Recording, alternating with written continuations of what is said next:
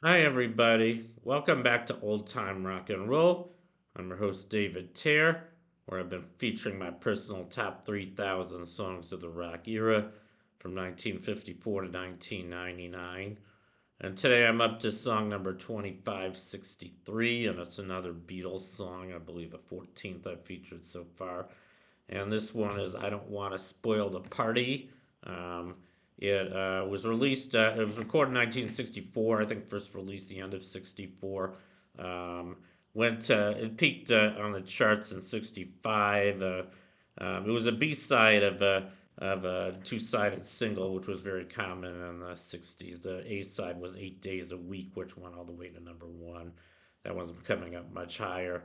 And this one, I Don't Want to Spoil the Party, just went to number 39, just barely made the top 40.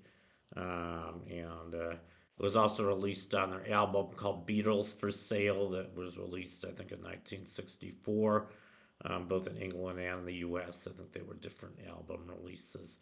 And here's the picture of the Beatles in 1965, around the time they recorded this song, or the time it was a hit.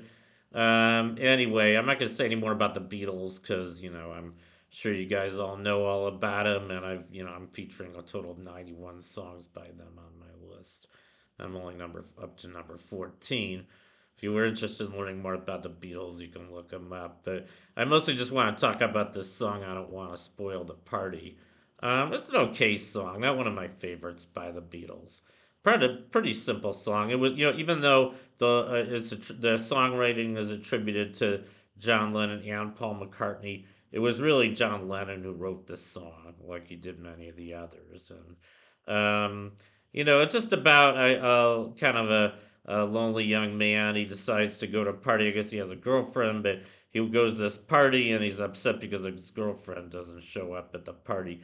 And I guess he's upset about that, so he doesn't want to upset everybody else. He just decides that he's gonna go home, and I guess drown in his sorrows or whatever.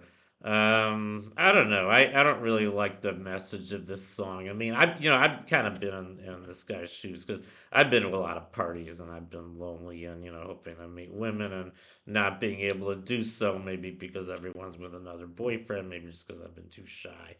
But the whole premise of this song. I mean, first of all, if he already had a girlfriend, why didn't he just take her to the party unless she was doing something else important? I mean, I guess it depends on how serious you are about your significant other. But if I had a girlfriend, I would take her to a party with me. I wouldn't just go to a singles party and look for other women unless I was looking to dump my girlfriend.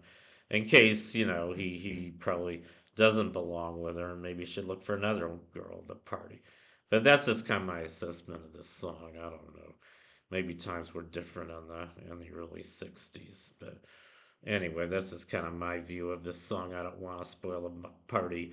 Like I said, not one of my favorite Beatles songs. It is one of the early ones, and I tend to think their later songs were a little bit more, better lyrics and a little more thought provoking. And in general, I guess in terms of just lyrical content, I prefer the Beatles' later songs. The songs from '64, even some of the ones from '65, were kind of they almost sounded like '50s teen songs. They were just kind of standard songs about teenage heartbreak or teenage romance. Later, they got a lot more sophisticated, and I guess this is still one of their early songs, so I think they did better. But anyway, that's my profile on I Don't Want to Spoil the Party by the Beatles. Thank you for watching. You guys rock, and I'll see you next time. Bye.